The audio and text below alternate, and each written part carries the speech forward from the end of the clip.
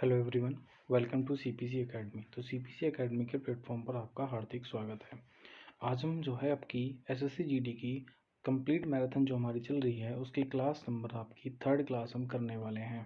ठीक है, इससे पहले कि अगर आपने पहली दूसरी क्लास नहीं देखी है तो सबसे पहले उसको देखिए। ठीक है, तभी आपको चीज़ें समझ में आएंगी हम किस तरीके से कर रहे हैं। आज की क्लास भी हमारी PYQ रहने वाली है और इसमें हम 100 क्वेश्चन जो एसएससी जीडी के 2024 में पूछे गए थे उन क्वेश्चनों को करने वाले हैं। तो वीडियो के साथ बने रहिएगा और अगर आप नए हैं तो चैनल को सब्सक्राइब कीजिएगा और बेल आइकन का बटन जरूर दबाइए, जिससे कि आने वाले लेटेस्ट वीडियो आपको सबसे पहले मिले और आप उसका बढ़िया तरीके से लाभ उठा पाए। चलते हैं वीडियो पर। तो क्वेश्चन नंबर 800 है। ठीक है, 800 के क्वेश्चन पे चल रहे थे। क्वेश्चन कह रहा है कि मौर्य पतन के बाद उत्तर जो है गुप्त स्थान जो आया था, तो इसके बीच के टाइम पीरियड को क्या कहते हैं। मतलब क्वेश्चन कहने का मतलब ये है कि जब मौर्य को पतन हो गया, ठीक है, और गुप्त डायनेस्टी आपकी आ गई, तो उसके बीच के टाइम पीरियड को क्या कहा जाता है। तो उस टाइम पीरियड को बोलते हैं उत्तर मौर्य काल। क्या कहा जाता है? उत्तर मौर्य काल आपका कहा जाता है। ठीक है, नेक्स्ट क्वेश्चन आता है कि पाकिस्तान का राष्ट्रीय खेल कौन सा है। तो देखो, पाकिस्तान का राष्ट्रीय खेल की बात आई है तो पाकिस्तान का राष्ट्रीय खेल फील्ड हॉकी है। ठीक है, क्या है? Field hockey. पाकिस्तान से आपको क्या क्या याद रखना है कि भैया 33-23 किलोमीटर की हम पाकिस्तान से बाउंड्री शेयर करते हैं। ठीक है, सिंधु नदी के समझौता है पाकिस्तान के साथ, सिंधु नदी के पानी को लेकर विवाद है और सिंधु नदी समझौता हुआ था 1960 को। ठीक है, और आपकी हम देखेंगे पाकिस्तान की जो राजधानी है इस्लामाबाद है और इनकी करेंसी रुपया है। नेक्स्ट, विजेंद्र सिंह। देखो, विजेंद्र सिंह जो है आपका ये मुक्केबाजी से संबंधित है। विजेंद्र सिंह किससे संबंधित है? मुक्केबाजी से। नेक्स्ट, भारतीय संविधान का कौन सा भाग जो है संघ और राज्य क्षेत्र के बारे में बताता है। तो वो है भाग 1। देखो, अगर मैं बात करूं भारतीय संविधान के भाग के बारे में, तो भारतीय संविधान में 22 भाग हैं। कितने भाग हैं जी? 22 भाग हैं। ये बात आपको ध्यान रखनी है। और 22 भाग की बात करें तो पहला भाग है आपका संघ और राज्य क्षेत्र में जो पूछा गया। अगर कोई आपसे पूछे भाग 3 किससे संबंधित है, तो मौलिक अधिकार से संबंधित है। कोई अगर पूछे भाग 2 किससे संबंधित है, तो नागरिकता से संबंधित है, सिटीजनशिप से संबंधित है। अगर कोई आपसे पूछे भाग 4 किससे संबंधित है, तो डीपीएसपी से संबंधित है, आपका राज्य के नीति निर्देशक तत्व से संबंधित है। इतनी चीजें आपको याद रखनी है। ठीक है, चलते हैं नेक्स्ट क्वेश्चन की ओर। क्वेश्चन नंबर है आपका 4। क्वेश्चन नंबर 4 है कि बतुकम्बा का संबंध किस से है। तो बतुकम्बा का जो संबंध है वो तेलंगाना राज्य से है। किससे संबंध है बतुकम्बा? तो ये है आपकी तेलंगाना राज्य से। नेक्स्ट, न्यूटन ने किस नियम के अनुसार ये कहा कि प्रत्येक क्रिया के लिए एक समान विपरीत क्रिया भी होती है। मतलब एक्शन का रिएक्शन भी होता है। ये न्यूटन के किस नियम में कहा गया था? तो न्यूटन के तीसरे लॉ में आपका कहा था कि एक्शन के पीछे क्या होता है जी? रिएक्शन भी होता है। ठीक है, प्रतिक्रिया के समान क्या होती है? विपरीत क्रिया भी होती है। नेक्स्ट, मई 2023 में प्रवीण कुमार श्रीवास्तव ने किस रूप में शपथ ली थी? तो ये आंसर आएगा केंद्रीय सतर्कता आयुक्त। किसने ली थी? केंद्रीय सतर्कता आयुक्त के रूप में शपथ ली है। नेक्स्ट, भारत के उप प्रधानमंत्री। ठीक है, चलो ये तो हो गया था। क्वेश्चन नंबर आपका है 807। 807 है कि ओमंग मोंग फेस्टिवल। ओमंग मोंग फेस्टिवल जो है आपका ये किस राज्य से संबंधित है? तो देखो, ओमंग मोंग फेस्टिवल जो है आपका ये संबंधित है आपका नागालैंड से। ओमंग मोंग फेस्टिवल जो है ये किससे संबंधित है? नागालैंड से संबंधित है। इसने पूछा कि भैया 11वीं पंचवर्षीय योजना जो थी वो कब से कब तक थी। तो 11वीं पंचवर्षीय योजना जो थी आपकी वो आपकी 2007 से 2012 तक थी और 2012 से आपकी स्टार्ट होनी थी 17 तक आपकी 12वीं पंचवर्षीय योजना। देखो, टोटल पंचवर्षीय योजना कितनी हुई है? 12 पंचवर्षीय योजना हो चुकी हैं और 12वीं पंचवर्षीय के बाद योजना आयोग या पंचवर्षीय प्लान को खत्म कर दिया गया और इसकी जगह आपका जो प्लान आया है वो है नीति आयोग। कौन सा आया है? नीति आयोग आया है। नेक्स्ट, धुलाई के लिए उपयोग किए जाने वाला washing soda carbonate, sodium carbonate decahydrate, ठीक है, क्रिस्टल एक यौगिक है, मतलब जो धुलाई के लिए आपका सोडा यूज़ किया जाता है उसमें ये जो पाए जाते हैं किसके क्रिस्टल के यौगिक होते हैं, तो ये होते हैं आपके सोडियम के। किसके होते हैं जी? सोडियम के होते हैं। ठीक है, जल्दी से हम क्वेश्चन नंबर 9 पे पहुंच गए। जल्दी चीज़ों को पढ़ना है, बढ़िया से अपना सिलेबस को ख़त्म करना है। नेक्स्ट, 1944 में विभिन्न उद्योगपति के साथ आए भारत में एक नियोजित अर्थव्यवस्था स्थापित करने के लिए एक संयुक्त प्रस्ताव मसौदा तैयार किया गया। इसे बॉम्बे प्लान कहते हैं। देखो 1944 में, ये सबसे पहली चीज है कि 1944, जिसने पढ़ा होगा कि 1944 में क्या हुआ, तो बॉम्बे प्लान आया था। बॉम्बे प्लान क्या है? कई उद्योगपतियों ने मिलकर भारत की अर्थव्यवस्था को चलाने के लिए एक प्लान लेके आए थे, जिसे बोलते हैं आपका बॉम्बे प्लान। क्या बोला जाता है? बॉम्बे प्लान आपका बोला जाता है। नेक्स्ट क्वेश्चन, भारत सरकार ने कौन सा कार्यक्रम आजीविका सुरक्षा सुनिश्चित करने के लिए ग्रामीण क्षेत्रों में 100 दिन के रोजगार को 100 दिनों का वेतन। देखो सबसे पहली चीज है कि भारत सरकार ने ऐसा कौन सा कार्यक्रम चला रखा है जिससे व्यक्ति को 100 दिन का रोजगार तो मिलेगा मिनिमम का, तो उसे बोलते हैं मनरेगा, है ना। महात्मा गांधी राष्ट्रीय ग्रामीण रोजगार गारंटी। ठीक है, ये है मनरेगा, और इसकी शुरुआत हुई थी 2005 में, और जो भारत के पूर्व प्रधानमंत्री थे मनमोहन सिंह, उन्होंने इसकी शुरुआत आपकी करी थी। नेक्स्ट क्वेश्चन आता है कि कौन सा वाद्य यंत्र जो है वो आपका शिव कुमार से संबंधित है। मतलब शिव कुमार जो है आपका, वो कौन सा वाद्य यंत्र बताते थे, तो उसे बोलते थे संतूर। संतूर जो है आपका वो किससे संबंधित है? आपका वाद्य यंत्र से। ठीक है, जाकिर हुसैन किससे संबंधित हैं? तो मैंने आपको बताया था, तबला वादक थे जाकिर हुसैन। नेक्स्ट क्वेश्चन आता है आपका, नेक्स्ट क्वेश्चन है कि भारत अपनी भूमि सीमाएं कितने देशों के साथ साझा करता है। तो भारत जो है कितने देशों के साथ भूमि साझा करता है, तो 7। ट्रिक याद रखनी है, 55 MBA करके। क्या रखोगे? 55 MBA। ठीक है, बचपन से मतलब क्या है? बांग्लादेश से, जैसे चाइना, पै से पाकिस्तान, न से नेपाल, म से म्यांमार, बे से भूटान, और ए से अफगानिस्तान। भारत सबसे ज़्यादा बांग्लादेश के साथ बाउंड्री शेयर करता है, और सबसे कम किसके साथ करता है? आपका अफगानिस्तान के साथ। नेक्स्ट, भारत का महान्यायवादी अटॉर्नी जनरल किसके प्रसाद पर्यंत बना रहता है। तो देखो पहली बात तो आती है महान्यायवादी क्या होता है। तो भारतीय संविधान के आर्टिकल 76 में महान्यायवादी का वर्णन है। किसके? वो आर्टिकल 76 में महान्यायवादी अटॉर्नी जनरल की बात हुई है, और ये जो है राष्ट्रपति की इच्छा अनुसार तक आपका अपने पद पर रह सकता है। नेक्स्ट, वायलिन वादक, मतलब वायलिन कौन बजाता था, तो जब जाम याद आएगा। देखो आपका लक्ष्मी नारायण सुब्रमण्यम।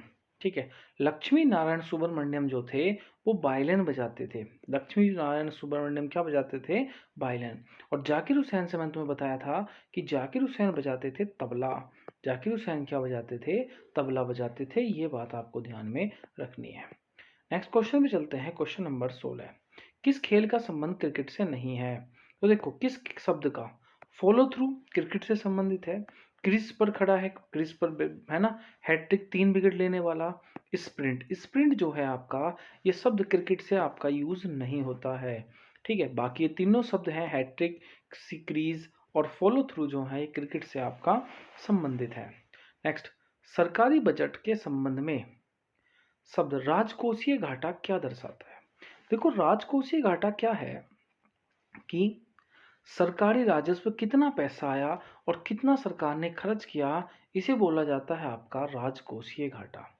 राजकोषीय घाटा क्या है कि कितना सरकार के खाते में पैसा आया और कितना वो आपका खर्च हो गया। इन सब चीज़ों को क्या बोला जाता है? इन सब के बीच के अंतर को ही आपका राजकोषीय घाटा बोला जाता है। ठीक है, नेक्स्ट क्वेश्चन पे चलते हैं। आपका क्वेश्चन नंबर आपका 18 कि भारत की जनगणना के अनुसार, ठीक है, भारत की जनगणना के दौरान स्थिति के अनुसार निम्नलिखित में से कौन सा पड़ोसी देश दुनिया के शीर्ष 10 देशों की आबादी में शामिल नहीं है। तो देखो हमें बताना है कि 2011 की जनगणना के अनुसार जो है भारत का कौन सा पड़ोसी देश जो है वो दुनिया की या शीर्ष 10 आबादी में शामिल नहीं है। देखो बांग्लादेश भी है, ठीक ठाक पॉपुलेशन है। चीन का भैया देखो पता ही है, पहला स्थान है। पाकिस्तान भी पॉपुलेशन ठीक ठाक है। तो हिंट से पता चल रहा था कि इन चारों में सबसे जो कम पॉपुलेशन है वो किसकी है? श्रीलंका की है। अब देखो श्रीलंका की बात करें तो ये पड़ता है आपका श्रीलंका। अगर बात करें भैया, अगर आपसे कोई पूछे कि पाक जल संधि जो है वो किस किस के बीच में विवाद है, आपका भारत और श्रीलंका के बीच में। ठीक है, पंबन द्वीप जो है आपका ध्यान रखना है, पंबन द्वीप ये किस किस के बीच में है, पंबन द्वीप भारत और श्रीलंका के बीच में है। नेक्स्ट तुम्हें बताना है कि कौन सा कृषि वैज्ञानिक है जिन्होंने हरित क्रांति में आपका क्या बनाई थी, महत्वपूर्ण भूमिका निभाई थी, वो भी भारत में। तो भैया सीधी बात है, एम एस स्वामीनाथन। क्यों? एम एस स्वामीनाथन को भारतीय हरित क्रांति का जनक कहते हैं और विश्व में हरित क्रांति का जनक आपका नॉर्मन बोरलॉग को कहा जाता है। किसको कहा जाता है? नॉर्मन बोरलॉग को कहा जाता है। नेक्स्ट क्वेश्चन आया कि क्रिप्स प्रस्ताव, ये क्रिप्स मिशन भारत में कब आया। सबसे पहले चीज ध्यान रखनी है, क्रिप्स मिशन। देखो क्रिप्स मिशन जो आया था वो 1942 में आया था। ठीक है, क्रिप्स मिशन कब आया? तो 1942 में आपका क्रिप्स मिशन आया था। ठीक है, क्रिप्स मिशन कब आया? स्टॉप एट क्रिप्स आया था। ठीक है, ये सब आया था क्रिप्स मिशन आपका 1942 में। नेक्स्ट, फुटबॉल में यदि कोई खिलाड़ी अपने प्रतिद्वंद्वी के खिलाफ कोई भी आघात करता है तो रेफरी उसे लापरवाही के लिए, दुस्साहसी के लिए, बल का इस्तेमाल करने के लिए आघात रूप में मानता है और उसे डायरेक्ट क्या दे देता है। देखो सबसे पहली बात है कि भाई फुटबॉल में किसी प्रतिद्वंदी खिलाड़ी को किसने जो है आघात पहुंचाया, लापरवाही से किसी भी तरीके से पहुंचाया हो, तो जो रेफरी होता है उसे क्या देता है, यही क्वेश्चन है हमारा। तो रेफरी उसे देता है आपका फ्री किक। रेफरी क्या दे देता है उसको? फ्री किक आपका दे देता है। ये बात आपको ध्यान रखनी है, क्या देता है? फ्री किक आपको दे देता है। नेक्स्ट क्वेश्चन है कि 8 अप्रैल 1929 को भगत सिंह, ठीक है, बटुकेश्वर दत्त ने कहाँ बम फेंका था? ठीक है, और उनका जो उद्देश्य था घटना का, वो हत्या करना नहीं था बल्कि बहरों को सुनाना था। तो कौन सी असेंबली थी? उसे बोलते हैं सेंट्रल लेजिस्लेटिव असेंबली। ये जो लाहौर में थी, यहीं पर इन्होंने बम फेंका था। आपका किसने?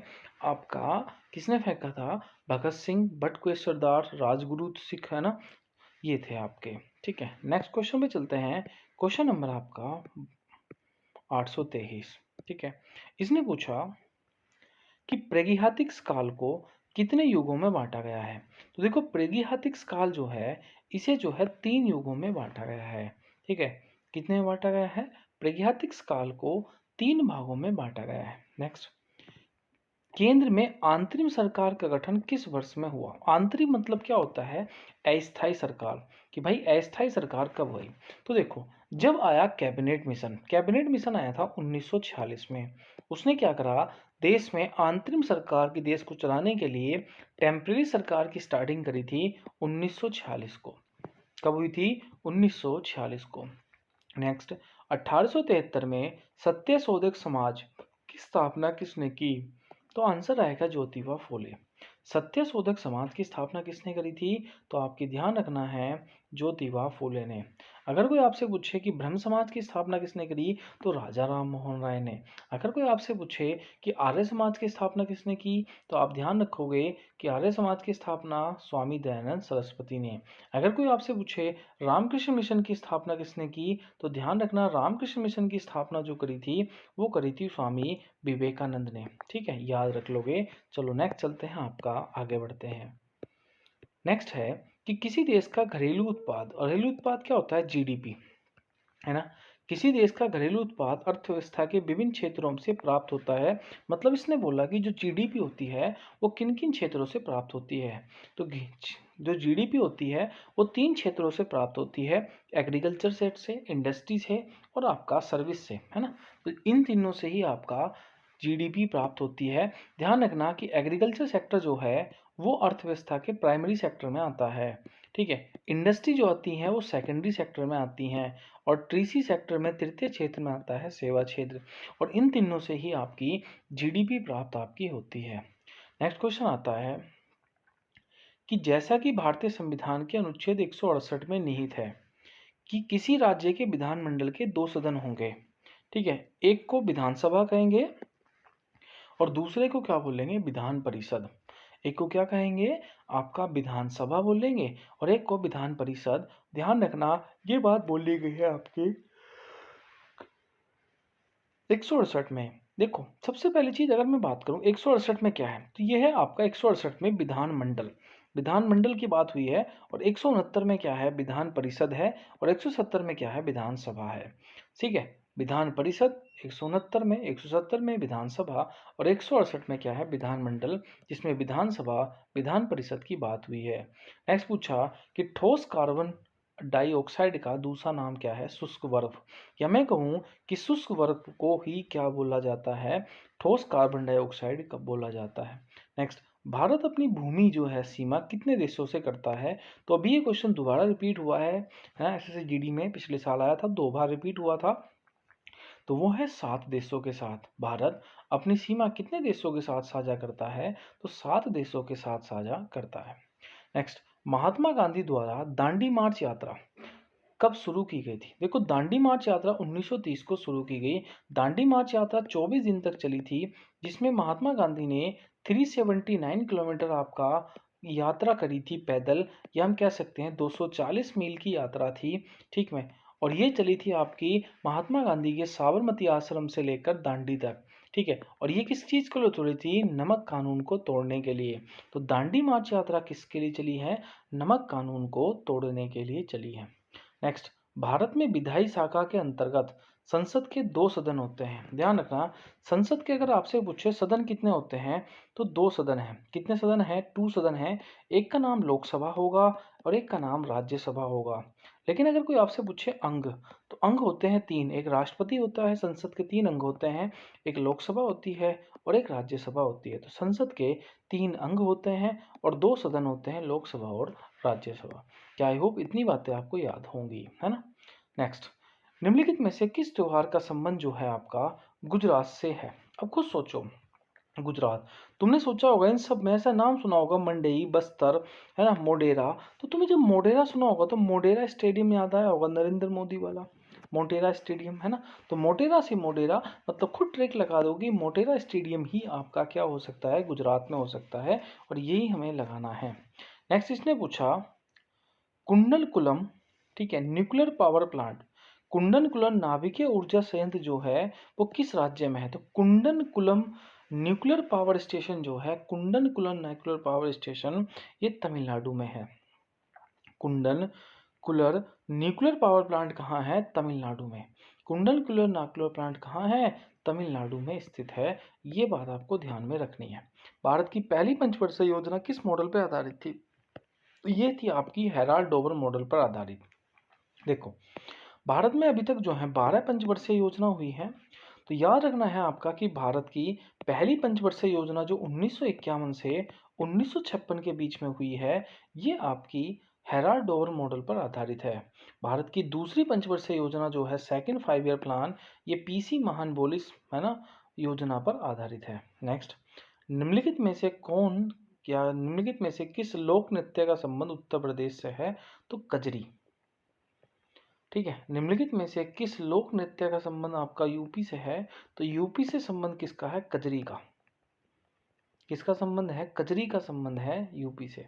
निम्नलिखित में से किस लोक नृत्य का संबंध जो है आपका आपका किससे है, यूपी से है, कजरी। नेक्स्ट पूछा कि अनुच्छेद 32 जो है भारतीय संविधान का, वो किससे संबंधित है। तो अनुच्छेद 32 है मौलिक अधिकार से। देखो, आपको ध्यान रखना है कि 12 से 35 जितने भी आर्टिकल आएंगे उन सब में मौलिक अधिकार की बात होगी। नीति निर्देशक तत्व जो है ये किससे संबंधित है, तो देखो अनुच्छेद 36 से 51 तक जितने भी अनुच्छेद होंगे वो नीति निर्देशक तत्व से होंगे। ठीक है, मौलिक कर्तव्य से याद रखना है कि मौलिक कर्तव्य 51A से लिए गए हैं।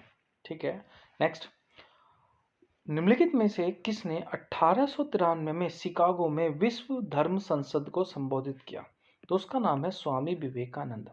देखो, स्वामी विवेकानंद ने रामकृष्ण मिशन की स्थापना की थी। रामकृष्ण मिशन जो थे वो स्वामी विवेकानंद के गुरु का नाम था। ठीक है, वैसे स्वामी विवेकानंद का जन्म जो है आपका वो 12 जनवरी 1863 को आपका हुआ था। ठीक है, और कहाँ हुआ था, उड़ीसा के कटक में। जो कटक पड़ता है वहाँ चावल अनुसंधान केंद्र है भारत का। तो जो इन्होंने 1887 में बेलूर मठ की स्थापना भी की है, अब किसने, सुभाष चंद्र बोस ने। ठीक है, सॉरी, स्वामी विवेकानंद ने कोलकाता में बेलूर मठ की स्थापना की 1887 में, और 1893 में इन्होंने शिकागो में आपकी धर्म संसद में आपका भाग लिया था। नेक्स्ट, किस तिथि को मेजर ध्यानचंद का जन्मदिन भारत का राष्ट्रीय खेल के दिवस के रूप में मनाते हैं? मतलब हमें ये बताना है कि किस तारीख को मेजर ध्यानचंद का जन्मदिन था, जिस दिन हम राष्ट्रीय खेल दिवस के रूप में मनाते हैं। तो वह आंसर आएगा 29 अगस्त। क्या आंसर आएगा जी? 29 August is the right answer. Next question number है नेक्स्ट कि भारत का कौन सा निकाय जो है आपका उपभोक्ता के अधिकारों की सुरक्षा, प्रचार प्रसार करने, उपभोक्ता संरक्षण सुनिश्चित करने हेतु उत्तरदायी है? तो उसका नाम है राष्ट्रीय उपभोक्ता विवाद निवारण आयोग, जिसे हम बोलते हैं एनसीडीआरसी। क्या बोलते हैं? एनसीडीआरसी। ठीक है। नेक्स्ट, पंडित रविशंकर किस वाद्य यंत्र को बजाते थे? तो पंडित रविशंकर बजाते थे सितार। ठीक है, पंडित रविशंकर किसको बजाते थे? सितार बजाते थे। तबला कौन बजाता था? जाकिर हुसैन। ठीक है, तबला कौन बजाता था? जाकिर हुसैन बजाता था। नेक्स्ट क्वेश्चन, एक प्रसिद्ध नाटक अभिज्ञान शकुंतलम, ठीक है, निम्नलिखित में से किसके द्वारा लिखा गया है? तो जो अभिज्ञान शकुंतलम है वो कालिदास द्वारा लिखा गया है। किसके द्वारा लिखा गया है? कालिदास द्वारा अभिज्ञान शकुंतलम लिखा गया है। ये बात हमें ध्यान में रखनी है। ठीक है। हरित क्रांति का संबंध किससे है? तो हरित क्रांति का संबंध, या हरित क्रांति की फुल फॉर्म क्या है? हरित क्रांति की फुल फॉर्म है high yielding variety, high yielding varieties. ठीक है, हाइज लैंडिंग वैरायटीज। नेक्स्ट, सत्य शोधक समाज के संस्थापक कौन थे? अभी ये क्वेश्चन आया था कि सत्य शोधक समाज के संस्थापक कौन थे, तो याद रखना आपका ज्योतिराव फूले हैं। सत्य शोधक समाज के संस्थापक कौन हैं? ज्योतिराव फूले। अगर कोई आपसे पूछे कि ब्रह्म समाज का संस्थापक कौन था, तो ब्रह्म समाज के संस्थापक थे राजा राम मोहन राय। अगर कोई तुमसे पूछे कि आर्य समाज का संस्थापक कौन था, तो याद रखोगे स्वामी दयानंद सरस्वती। कोई पूछे, अभी ऐसे पूछा था रामकृष्ण मिशन के संस्थापक कौन थे, तो स्वामी विवेकानंद थे। और सत्य शोधक समाज के संस्थापक कौन थे? ज्योतिबा फूले थे। आई होप इतनी चीजें आपको याद हो गई होंगी। नेक्स्ट, गांधी इरविन समझौता। देखो गांधी इरविन समझौता कब हुआ? देखो हुआ ये कि भारतीय इतिहास में 3 गोलमेज सम्मेलन हुए हैं जो 1930 से 1932 के बीच में थे।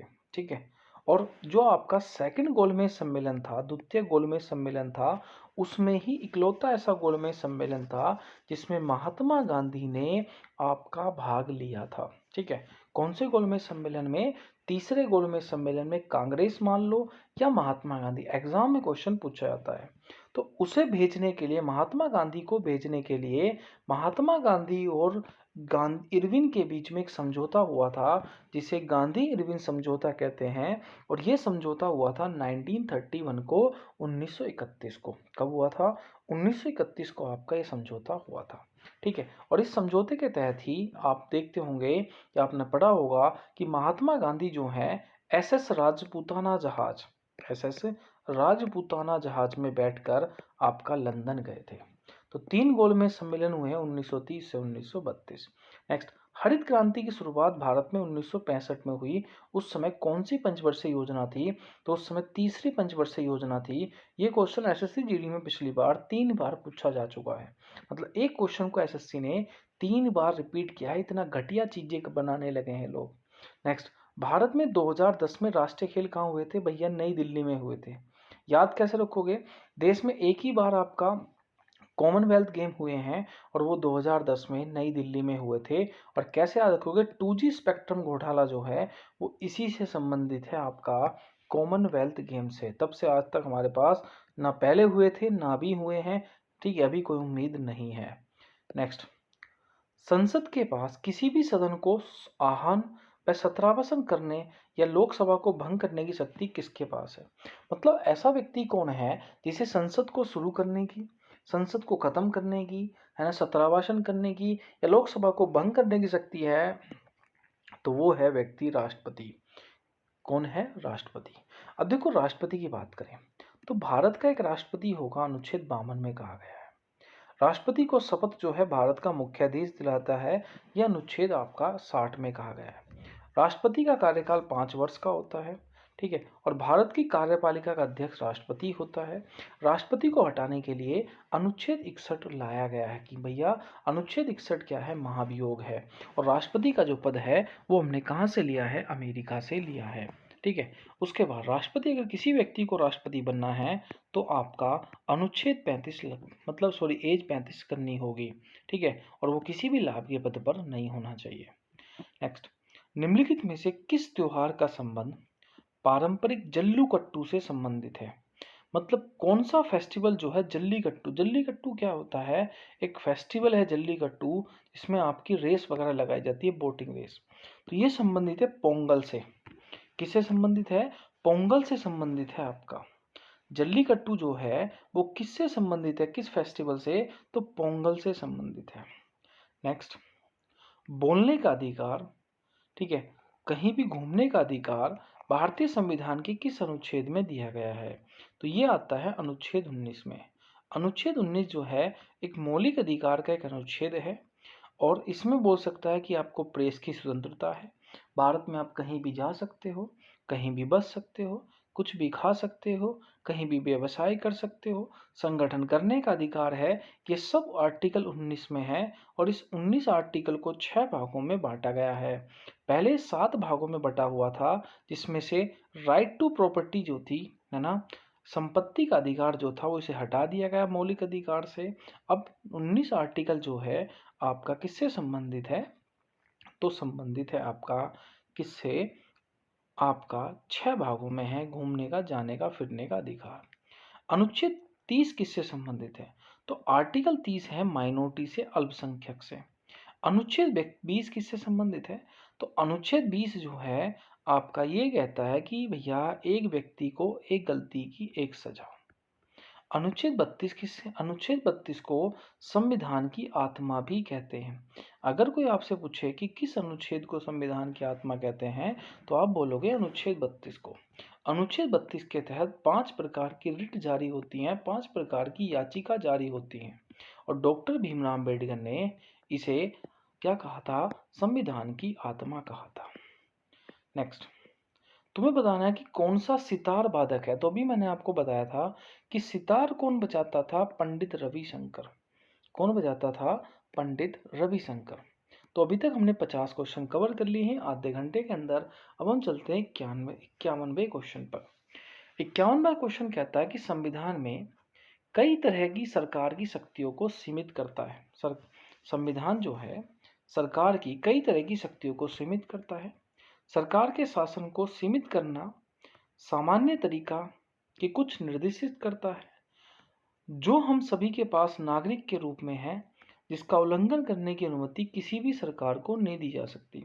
मतलब ऐसा होता है कि संविधान, अगर मैं बात करूं सिंपल भाषा में, इस लैंग्वेज को हटा के, जो इस लैंग्वेज का सारांश है, ये कह रहा है कि भैया ऐसे कौन से अधिकार हैं कि सरकार उन्हें निलंबित ही नहीं कर सकती।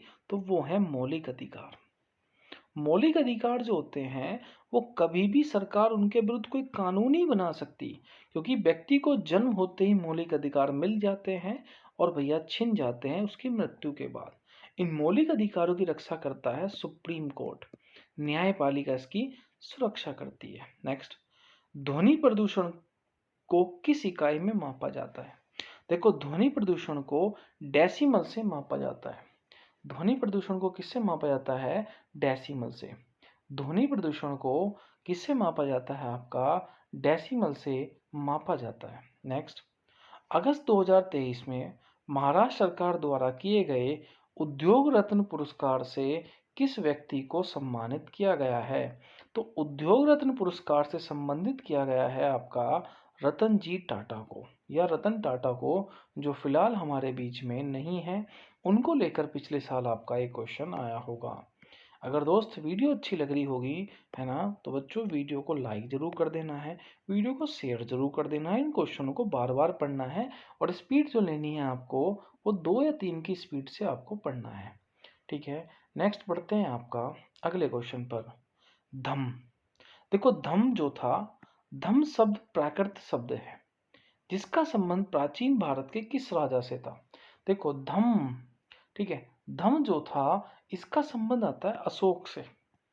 ठीक है। धम का संबंध किससे आता है? अशोक से आता है। ये बात आपको ध्यान रखनी है। नेक्स्ट, भारत अपनी लगभग कितने किलोमीटर की बाउंड्री जो है वो अफगानिस्तान के साथ शेयर करता है? तो अगर कोई आपसे पूछे कि भारत जो है कितने किलोमीटर की बाउंड्री अफगानिस्तान के साथ शेयर करता है, तो इसका आंसर आएगा 106 किलोमीटर। कितनी? 106 किलोमीटर। देखो, भारत पाकिस्तान से जो शेयर करता है 33-23 किलोमीटर की बाउंड्री शेयर करता है।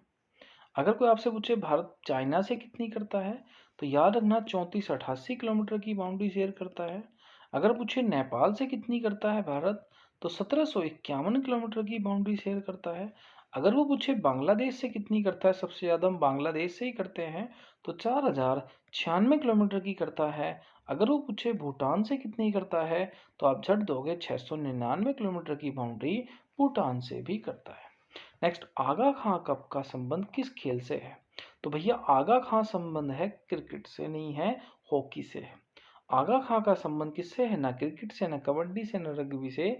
आगा खां कप जो है वो आपका किससे संबंधित है? तो वो आपका किससे संबंधित है? हॉकी से संबंधित है। नेक्स्ट क्वेश्चन, भारतीय संसद में शामिल होते हैं। देखो, भारतीय संसद में दो सदन होते हैं, ये बात तो ठीक है कि संसद के दो सदन होते हैं, ठीक है। लेकिन क्या दो ही सदन शामिल होते हैं? नहीं, लोकसभा राज्यसभा शामिल तो नहीं होते भैया, उसमें राष्ट्रपति भी शामिल होता है। क्यों? संसद के तीन अंग होते हैं। संसद के कितने अंग होते हैं? तीन। एक राष्ट्रपति होता है, एक लोकसभा होती है, एक राज्यसभा होता है। तो संसद में तीनों चीजें ही आपकी शामिल होती हैं, ये बात आपको ध्यान में रखनी है। नेक्स्ट, रुक्मणी देवी अरुणडेल का संबंध किस डांस से है? तो रुक्मणी देवी अरुणडेल का संबंध जो है वो भरतनाट्यम से है। रुक्मणी देवी अरुणडेल का संबंध किससे है? तो भरतनाट्यम से है। ठीक है, चलो नेक्स्ट क्वेश्चन चलते हैं। निम्नलिखित विकल्पों में से, ठीक है, उच्चतम साक्षरता दर किस केंद्र शासित प्रदेश की है? अब देखो, राज्य या केंद्र शासित, तो राजस्थान में कोई पढ़ा लिखा इतना नहीं है, बिहार की बात नहीं आई, गोवा की बात नहीं आई, तो सबसे पढ़ा लिखा जो राज्य है इन सब में वो लक्षद्वीप है। तो इन सब में सबसे ज्यादा साक्षरता दर जो है वो किसकी है? तो वो है आपकी लक्षद्वीप की। नेक्स्ट, भारतीय संविधान का कौन सा अनुच्छेद धर्म की स्वतंत्रता देता है? तो देखो, धर्म की स्वतंत्रता आती है 25 से 28 तक। देखो, अगर कोई आपसे पूछे, इसमें पूछ लेता कि समानता अधिकार, राइट टू इक्वलिटी, तो समानता जो आती है वो अनुच्छेद 14 से 18 के बीच में जितने भी आर्टिकल है वो समानता से संबंधित है। अगर आपसे कोई पूछता स्वतंत्रता, फ्रीडम किससे आती है, तो स्वतंत्रता आती है 19 से 22 तक के बीच में। किससे आती है? 1922 तक के बीच में। अगर वो पूछता आपका स्वतंत्रता हो गई, समानता हो गई, ठीक है। अगर पूछता शोषण, तो शोषण पूछता, तो शोषण होता है आर्टिकल 23 और 24 के संबंधित है। 25 से 28 धर्म है। 29 और 30 किससे संबंधित है? आपका माइनॉरिटी से संबंधित है। और अनुच्छेद 32 को संवैधानिक उपचारों का अधिकार कहते हैं। नेक्स्ट, भारत में राज्यसभा का अधिकारी कौन होता है? पीठासीन अधिकारी। तो देखो, राज्यसभा का उपसभापति या राज्यसभा का सभापति, ठीक है, इनमें से दो ही होते हैं। तो इसका आंसर आएगा उपराष्ट्रपति। क्यों? क्योंकि उपराष्ट्रपति ही राज्यसभा का क्या होता है? आपका क्या होता है? सभापति होता है, पीठासीन अधिकारी होता है, काउंसिल ऑफ स्टेट होता है। ये बात आपको ध्यान में रखनी है। और भारत का उपराष्ट्रपति बनने के लिए 35 वर्ष आयु होनी चाहिए। नेक्स्ट पूछा कि पंडित रविशंकर कौन सी चीज बजाते थे? तो ध्यान रखना कि पंडित रविशंकर जो हैं आपकी बजाते थे क्या? सितार। पंडित रविशंकर क्या बजाते थे? सितार बजाते थे। नेक्स्ट, निम्नलिखित में से कौन सा भारत में सुप्रीम कोर्ट द्वारा किया गया रिट नहीं है? देखो, सुप्रीम कोर्ट के द्वारा जो रिट दी गई है अनुच्छेद 32 के तहत, वो 5 रिट दी गई हैं। ठीक है, सबसे पहले दी गई है बंदी प्रत्यक्षीकरण, हैवस कॉर्पस जो दे रखी है। नंबर 2, परमादेश जो इसमें नहीं है। प्रतिषेध वो दे रखी है। उत्प्रेषण वो दे नहीं रखी है। अधिकार परीक्षा वो दे रखी है। तो कौन सी नहीं हुई? तो वो जस सोली हुई। ऐसी कोई रिट जो है हमारे कॉन्स्टिट्यूशन में नहीं है। नेक्स्ट, निम्नलिखित में से किसे नाइटिंगेल ऑफ इंडिया के नाम से प्रसिद्ध है? तो कौन जो है नाइटिंगेल ऑफ इंडिया के नाम से प्रसिद्ध है? तो उसका नाम है सरोजनी नायडू। सरोजनी नायडू जो है इसे नाइटिंगेल ऑफ इंडिया के नाम से जाना जाता है। नेक्स्ट, हरित क्रांति। देखो बच्चों, मैं आपसे एक बात बताना चाहता हूँ कि अगर आप इस बार एसएससी जीडी का पेपर दे रहे हो तो एक क्रांति जरूर याद रखनी है कि श्वेत क्रांति किससे संबंधित है ना, नीली क्रांति किससे संबंधित है, पीली क्रांति किससे संबंधित है। जैसे हरित क्रांति एग्जाम में बहुत आई पिछले साल। भारत में हरित क्रांति के बारे में क्या है? देखो, हरित क्रांति जो थी खाद्यान्न फसलों को आत्मनिर्भर, केंद्रीय पुल में प्राप्त भंडार, यहाँ तक कि एक समय पर भारत का खाद्यान्न निर्यात में स्थिति बराबर हो जाए। ये बात तो ठीक ही भैया कि भारत में को खाद्यान्न मतलब खाने वाली फसलों को के लिए आत्मनिर्भर बनना है। ये तो हरित क्रांति का उद्देश्य था। नेक्स्ट, प्रति व्यक्ति खाद्यान्न की उपलब्धता में वृद्धि हो जाए कि भाई जितना हम उदान करते हैं, अनाज करते हैं, उत्पादन करते हैं खेती में, वो बढ़ जाए। तो ये दोनों के दोनों लक्षण जो थे वो हरित क्रांति से संबंधित हैं। नेक्स्ट देखो, पंडित रविशंकर फिर आ गया। तो पंडित रविशंकर जो थे ये सब किससे संबंधित हैं? सितार से। अकेला अगर तुम्हें पंडित रविशंकर का ही पता होता तो आप झट आंसर लगा देते कि पंडित रविशंकर जो हैं ये आपका सितार बजाते थे। नेक्स्ट, भारत में लौह युग का जो काल है वो लगभग किससे जुड़ा हुआ है? तो देखो, भारत में जो लौह युग का काल है, ठीक है, भारत में जो लौह युग का काल है वो किससे जुड़ा हुआ है? तो वो जुड़ा हुआ है आपका वैदिक काल से, क्योंकि सबसे पहले लोहे की खोज जो हुई थी वो आपका यूपी में एक जगह पड़ती है जिसका नाम है आंत्री जी खेड़ा। क्या नाम पड़ती है? आंत्री जी खेड़ा। तो यूपी में सबसे पहले ही आंत्री जी खेड़ा में लोहे की आपकी खोज हुई थी। तो वो वैदिक काल का टाइम पीरियड था। सबसे पहले जो एक धातु खोजी गई है धरती पर उसका नाम तांबा है आपका। मतलब सबसे पहले क्या खोजा गया है? तांबा। उसके बाद खोज हुई थी आपकी किसकी? लोहे की खोज आपकी हुई थी। नेक्स्ट, अगस्त 2023 में भारतीय पूर्व क्रिकेटर, ठीक है, कि चुनावी प्रक्रिया में अधिक मतदाता की भागीदारी में आवश्यक के बारे में जागरूकता फैलाने के लिए आइकन कौन बना? मतलब जो 2023 में वोटिंग हुई है उसमें चुनाव आइकन का काम किसने किया कि वोट ज़्यादा देना चाहिए? तो नाम आएगा सचिन तेंदुलकर का। किसका नाम आएगा जी? सचिन तेंदुलकर का नाम आपका आएगा। नेक्स्ट, निम्नलिखित में से कौन सा कथन प्रधानमंत्री विश्वकर्मा योजना से संबंधित नहीं है ना? किससे संबंधित नहीं है? नेक्स्ट, प्रधानमंत्री विश्वकर्मा योजना एक केंद्रीय क्षेत्र की योजना है। बिल्कुल संबंध है भाई साहब। नेक्स्ट, इस योजना में 8 व्यवसायों में लगे कर्मचारी और शिल्पकारों को शामिल किया गया है। तो ये दोनों के दोनों शामिल सही हैं। यही है आपकी प्रधानमंत्री विश्वकर्मा योजना। नेक्स्ट, समय को किससे मापते हैं? तो भैया समय को सेकंड से मापते हैं। समय का मात्रक क्या है? तो समय को सेकंड से। नेक्स्ट, गिद्दा कहाँ का डांस है? तो आपने पढ़ा ही होगा कि गिद्दा कहाँ होता है। तो गिद्दा होता है पंजाब में। भांगड़ा कहाँ होता है? पंजाब में।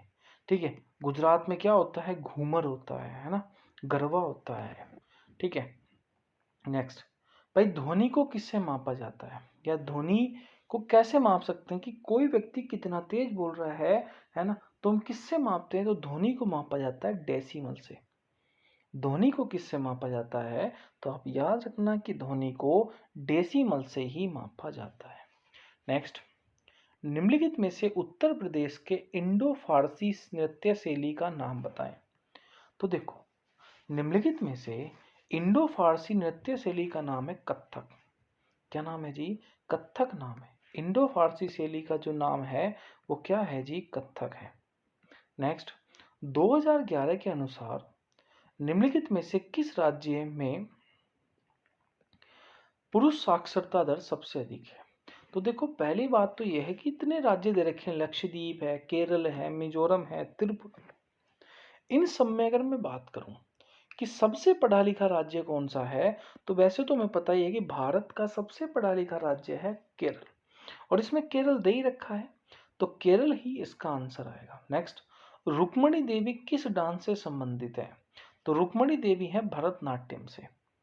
रुक्मणी देवी का संबंध किससे है? तो भरतनाट्यम से है। ये बात आपको ध्यान रखनी है। भरतनाट्यम कहाँ का डांस है? तो याद रखना है कि ये तमिलनाडु का डांस है। कथकली कहाँ का है? तो केरल का डांस है। मोहिनीअट्टम भी कहाँ का है? तो वो भी आपका केरल का ही डांस है। नेक्स्ट क्वेश्चन है कि संविधान सभा का अध्यक्ष किसे चुना गया? ठीक है, मतलब किस व्यक्ति को संविधान सभा का अध्यक्ष चुना गया था? तो डॉक्टर राजेंद्र प्रसाद को। डॉक्टर राजेंद्र प्रसाद को ही संविधान सभा का अध्यक्ष चुना गया है। नेक्स्ट, जलीय प्राणियों को पानी के अंदर सांस लेने के लिए किसकी आवश्यकता होती है?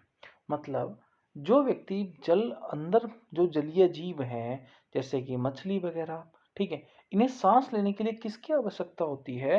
तो इसे घुलित ऑक्सीजन की आवश्यकता होती है। किसकी जरूरत होती है सांस लेने के लिए? घुलित ऑक्सीजन की हमें इनकी जरूरत होती है। नेक्स्ट, निम्नलिखित में से कौन सा भारत में नृत्य के लिए दिए जाने वाला सर्वोच्च पुरस्कार है? मतलब डांस के लिए दिए जाने वाला सर्वोच्च पुरस्कार कौन सा है? तो जो दी जाती है संगीत नाटक अकेडमी देती है। संगीत नाटक अकेडमी पुरस्कार जो है वो आपका डांस के क्षेत्र में सबसे बड़ा पुरस्कार दिया जाता है। और संगीत नाटक अकेडमी का हेडक्वार्टर कहाँ है? तो याद रखोगे नई दिल्ली में है। कहाँ है जी? नई दिल्ली में स्थित है। ठीक है, आगे बढ़ते हैं। भारतीय संविधान का कौन सा अनुच्छेद जो है वो भारतीय संसद से है? तो भारतीय संसद से कौन सा अनुच्छेद है? 79 से 122। कौन सा है जी? 79 से 122। नेक्स्ट, एक मैच के दौरान खो खो टीम में कितने खिलाड़ी होते हैं? तो देखो, खो खो टीम में खिलाड़ी होते हैं 9। खो खो टीम में कितने खिलाड़ी होते हैं? तो 9 खिलाड़ी होते हैं।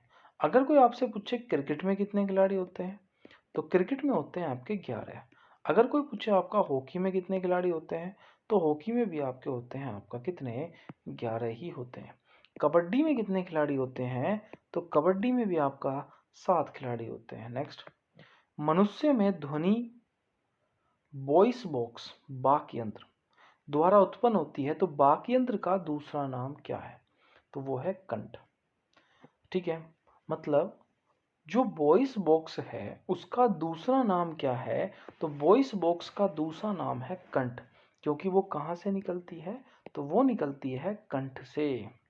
नेक्स्ट, महावीर स्वामी जैन धर्म के कौन से तीर्थंकर थे? तो देखो, जैन धर्म में 24 ही तीर्थंकर हुए हैं और महावीर स्वामी जो थे वो जैन धर्म के अंतिम तीर्थंकर थे।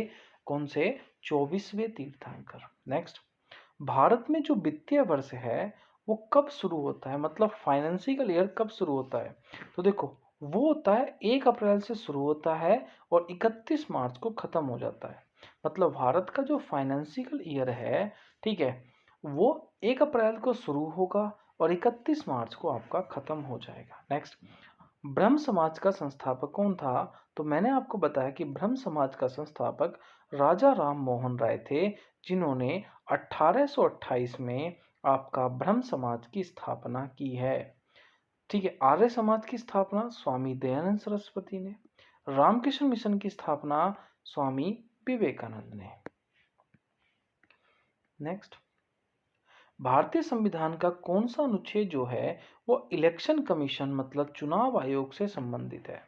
तो भारतीय संविधान का अनुच्छेद 324 जो है वो इलेक्शन कमीशन चुनाव आयोग से संबंधित है। कौन सा अनुच्छेद संबंधित है? 324। नेक्स्ट, उस्ताद बिस्मिल्लाह खान क्या बजाते थे? तो बिस्मिल्लाह खान बजाते थे शहनाई। बिस्मिल्लाह खान क्या बजाते थे? शहनाई बजाते थे। तो उस्ताद बिस्मिल्लाह खान जो थे वो शहनाई वादक थे, तो इसका यूज आंसर आएगा शहनाई। नेक्स्ट, अगर कोई आपसे पूछे कि शुंग वंश का संस्थापक कौन था, तो पुष्यमित्र शुंग ही शुंग वंश का संस्थापक था। कौन था? शुंग वंश का संस्थापक पुष्यमित्र शुंग। अगर आपसे कोई पूछे कि हर्यक वंश का संस्थापक कौन था? हर्यक वंश, तो हर्यक वंश का संस्थापक था बिंबिसार। बिंबिसार। ठीक है। हर्यक वंश का संस्थापक कौन था? बिंबिसार। अगर कोई आपसे पूछे कि गुप्त वंश का संस्थापक कौन था, तो याद रखोगे सिरगुप्त। कौन था जी? सिरगुप्त।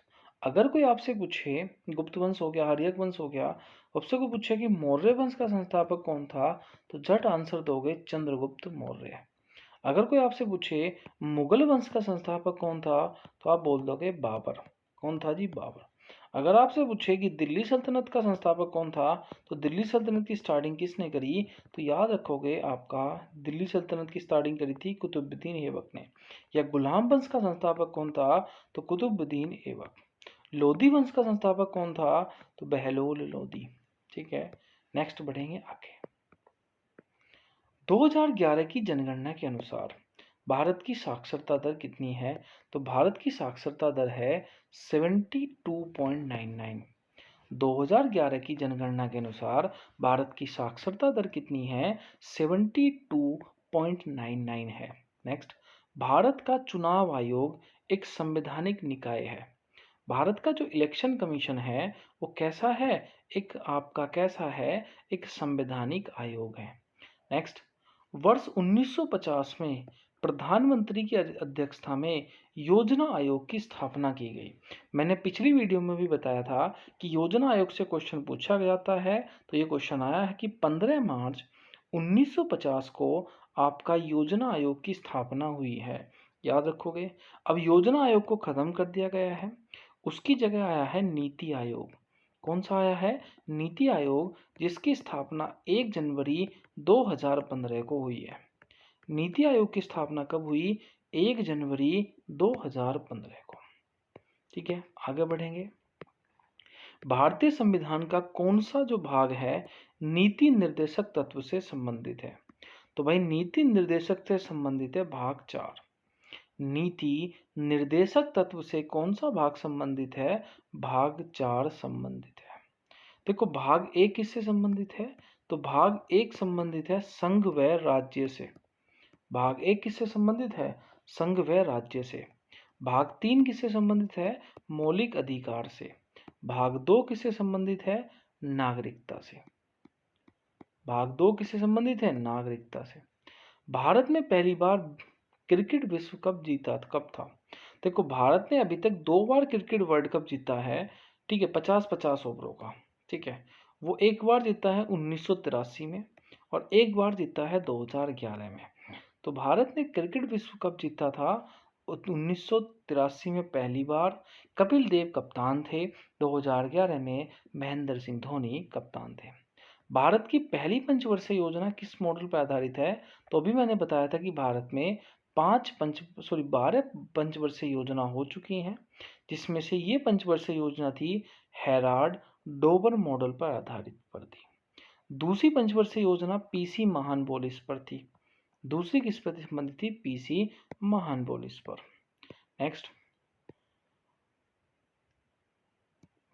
नेक्स्ट क्वेश्चन है कि 1980 में ऑल इंग्लैंड बैडमिंटन चैंपियनशिप जीतने वाली पहली भारतीय महिला कौन थी? तो वो थी प्रकाश पादुकोण। ठीक है, मतलब इन्होंने ऑल इंग्लैंड बैडमिंटन चैंपियनशिप में पहली बार आपका जीती थी, जिनका नाम था प्रकाश पादुकोण। नेक्स्ट, अगस्त 2023 में ग्रीस के राष्ट्रपति द्वारा grand cross of the order of honour, ठीक है, मतलब grand cross of the order of honour निम्नलिखित में से किससे सम्मानित किया गया? तो ये सम्मानित किया गया है नरेंद्र मोदी को। किसे सम्मानित किया गया है? नरेंद्र मोदी को। नेक्स्ट, सिकंदर ने किस वर्ष भारत पर आक्रमण किया? तो भाई देखो, सिकंदर ने 326 बीसी में भारत पर आक्रमण किया था 362 में। देखो, सिकंदर की बात करें तो सिकंदर की अगर बात करें तो इसने 326 बीसी में भारत पर आक्रमण किया था और वो आक्रमण किया था फोरस पर। किस पे किया था? फोरस पर। और यह आक्रमण हुआ था झेलम नदी पर, और झेलम का जो पुराना नाम है वो है बितस्ता। तो इसे आपका बितस्ता का युद्ध भी आपका कहते हैं। ठीक है, किसको बोलते हैं वितस्ता का युद्ध? ठीक है, झेलम नदी को, या झेलम नदी का जो इसका नाम है आपका, ठीक है, वितस्ता है। और इस युद्ध को वितस्ता का युद्ध या हाइपनीज का युद्ध भी कहते हैं। नेक्स्ट आता है कि हॉर्नबिल फेस्टिवल जो है किस राज्य में मनाया जाता है? देखो, हॉर्नबिल फेस्टिवल बहुत पूछा जाता है, तो हॉर्नबिल फेस्टिवल जो है वो नागालैंड में मनाया जाता है। हॉर्नबिल फेस्टिवल कहाँ मनाया जाता है? नागालैंड में। नेक्स्ट, श्रीलंका भारत से समुद्र का एक संकीर्ण चैनल द्वारा अलग होता है। मतलब श्रीलंका जो है वो भारत से अलग होती है, मैंने भी बताया था। कौन सी जल संधि है? पाक जल संधि। पाक जल संधि किस किस के बीच में है? श्रीलंका और भारत के बीच में। नेक्स्ट, 2011 की जनगणना के अनुसार भारत में कौन सा राज्य सबसे कम आबादी वाला राज्य है? तो सबसे कम आबादी है आपकी सिक्किम की, और सबसे ज्यादा किसकी आबादी है? यूपी की। ये राज्यों की बात है। अगर केंद्र की बात करें तो सबसे अधिक पॉपुलेशन वाला केंद्र शासित प्रदेश है दिल्ली। कौन सा है? दिल्ली। और सबसे कम क्या है? लक्षद्वीप है। और राज्यों में सिक्किम पहले स्थान पर नहीं है, यूपी पहले स्थान पर है, और सिक्किम लास्ट में आता है। ठीक है, अब देखो लास्ट क्वेश्चन आया, 19वां क्वेश्चन है। ठीक है, 900वां क्वेश्चन है, 100 क्वेश्चन हम कर लिए हैं 99, कि सदाबहार क्रांति एवरग्रीन रेवोल्यूशन शब्द किसने दिया था? मतलब भारत में कृषि के उत्पादन को बढ़ाने के लिए। तो कृषि का प्रोडक्शन एक ही क्रांति से बढ़ा है जिसका नाम है हरित क्रांति, और भारत में हरित क्रांति का जो जनक है वो एम एस स्वामीनाथन है। कौन है? एम एस स्वामीनाथन है। क्या आपको इतनी चीजें पता चली? ठीक है, तो अभी तक हमने 100 क्वेश्चन और कर लिए हैं, तो आई थिंक मुझे लगता है कि हमें 10 क्वेश्चन और कर लेने चाहिए। देखो, अगला क्वेश्चन है कि आगा खां कप किस खेल से संबंधित है? तो देखो, आगा खां जो कप है वो हॉकी से संबंधित है। आगा खां कप किससे संबंधित है? हॉकी। शतरंज के खेल का आविष्कार किसे जाता है? देखो, शतरंज के खेल का आविष्कार जाता है भारत को। जो शतरंज स्पोर्ट्स है उसका जनक किसको माना जाता है? भारत को। क्रिकेट का आविष्कार का जनक माना जाता है इंग्लैंड को। क्रिकेट के जनक का आविष्कार किसको माना जाता है? इंग्लैंड को। नेक्स्ट, जब राज्यसभा में सभापति का पद रिक्त हो जाता है, मतलब उपराष्ट्रपति सीट पर ना बैठा हो, तो उसके कर्तव्य का पालन कौन करता है? तो देखो, जब सभापति नहीं होगा तो उपसभापति बैठेगा, मतलब राज्यसभा का उप अध्यक्ष बैठेगा। ध्यान रखना, जब राज्यसभा का सभापति ना हो तो राज्यसभा का उपसभापति बैठेगा। ऐसी जैसे लोकसभा की सीट, लोकसभा का अध्यक्ष ना हो तो उसकी जगह कौन बैठता है? उसका उपाध्यक्ष बैठता है। ये चीजें आपको याद रखनी है। ठीक है, लेकिन भारतीय संविधान में एक पद ऐसा है जिसकी जगह सिर्फ और सिर्फ जो है नया चुनाव कराना पड़ता है। उसके लिए कुछ टाइम पर टेम्परेरी व्यक्ति बैठा दिया जाता है जिसको बोलते हैं आपका राष्ट्रपति। मतलब राष्ट्रपति जो होता है वो एक ऐसा पद है जिसकी सीट कभी भी खाली नहीं रहेगी। राष्ट्रपति नहीं होगा तो उपराष्ट्रपति को राष्ट्रपति सीट पर बैठा देंगे, उपराष्ट्रपति नहीं होगा तो भारत के मुख्य न्यायाधीश को बैठा देंगे। नेक्स्ट, रण उत्सव। रण मतलब समझ गए होंगे, कच्छ का रण। रण किससे संबंधित है? कच्छ का रण। तो देखते ही पता चल जाना कि भाई कच्छ के रण की बात हुई है, पूरा क्वेश्चन पढ़ने की जरूरत ही नहीं है। ठीक है, नेक्स्ट, महाराष्ट्र सरकार द्वारा किए गए उद्योग रत्न पुरस्कार। देखो, उद्योग रत्न पुरस्कार दिया था महाराष्ट्र सरकार ने राणा रतन सिंह को। किसको दिया? राणा रतन सिंह को। ठीक है, रतन टाटा को या रतन राणा सिंह को। नेक्स्ट क्वेश्चन है अगला, कि भारत के उपराष्ट्रपति, ठीक है, तो जो उपराष्ट्रपति होता है वो राज्यसभा का सभापति होता है, तो उपराष्ट्रपति का संबंध किससे होगा? राज्यसभा से। नेक्स्ट, महिला आरक्षण विधेयक 2023 के अनुसार लोकसभा राज्यसभा की में कितनी महिलाओं की सीटें होती हैं? तो देखो, चाहे लोकसभा का चुनाव हो चाहे राज्य की विधानसभा का चुनाव हो, उसमें आपकी 1/3 जो सीटें होती हैं वो महिलाओं के लिए होती हैं, चाहे लोकसभा में चाहे राज्यों की विधानसभा में। नेक्स्ट, मौर्य साम्राज्य का अंतिम शासक कौन था? तो देखो, मौर्य साम्राज्य का संस्थापक था चंद्रगुप्त मौर्य। संस्थापक कौन है? चंद्रगुप्त मौर्य। मतलब पहला राजा कौन था? चंद्रगुप्त मौर्य। और अंतिम राजा कौन था? बृहद्रथ। कौन था जी अंतिम राजा? बृहद्रथ था। ठीक है, चलो नेक्स्ट क्वेश्चन, यक्षगान किस राज्य से संबंधित है? तो देखो यक्षगान संबंधित है आपका किससे? तो यक्षगान जो है आपका वो संबंधित है आपका कर्नाटक से। यक्षगान किससे संबंधित है? कर्नाटक से संबंधित है। नेक्स्ट, निम्नलिखित में से खेल या खेल से जुड़ी जो भी जितनी भी शख्सियत है वो किससे सही है? देखो सैफ अली वर्मा क्रिकेट से है, बिल्कुल सही बात है। सुनील कुमार जो है कुश्ती से संबंधित है, ये भी बात सही है। तो दोनों की दोनों ही बातें सही हैं। ठीक है। अब अगर देखो एसएससी जीडी के आप पढ़ रहे हो, ठीक है, तो जीडी के हिसाब से मैं आपको जितने मैंने अभी तक आपको जो है 100 आज 110 क्वेश्चन आज के 60 एक कर रखे हैं और 100 100 कर रखे हैं, तो मतलब 300 क्वेश्चन के समथिंग हमने कर लिए हैं पिछले साल के। तो उस आधार पर मैं आपको बताता हूँ कि आपको क्या क्या टॉपिक पढ़ने चाहिए। सबसे पहले आपको 2011 की जनगणना पढ़नी चाहिए। ठीक है। दूसरा टॉपिक है आपको जितनी भी क्रांति हैं वो पढ़नी चाहिए, क्रांति। ठीक है। तीसरा क्रांति पढ़नी चाहिए। तीसरा टॉपिक आपको पढ़ना चाहिए डांस। डांस से बहुत ज़्यादा क्वेश्चन आते हैं तो पूछे जा रहे हैं। चौथा टॉपिक जो है आपको याद रखना चाहिए खेल से, कि भाई खेल से कौन व्यक्ति है, खेलों में क्या है ना। पांचवा टॉपिक आपको याद रखना है संस्थापक, जैसे गुप्त वंश का संस्थापक कौन था, है ना, मौर्य वंश का संस्थापक कौन था, प्रथम व्यक्ति कौन था, अंतिम व्यक्ति कौन था। अभी तो मैंने इन 300 क्वेश्चनों में सबसे ज्यादा जो क्वेश्चन देखे हैं वो इन 5 से ही आए हैं। 2011 की जनगणना से, कृषि से, डांस से, आपका संस्थापक से और खेल से। ठीक है। आई होप आपको वीडियो अच्छी लगी होगी, हमें कमेंट बॉक्स में आपको ज़रूर बताना है। ठीक है। वीडियो कैसी लगी है, ठीक है, शेयर भी करना नहीं भूलना अगर आप नए हैं तो। ठीक है। तो मिलते हैं नेक्स्ट वीडियो में, तब तक के लिए जय हिंद जय भारत मेरे दोस्तों।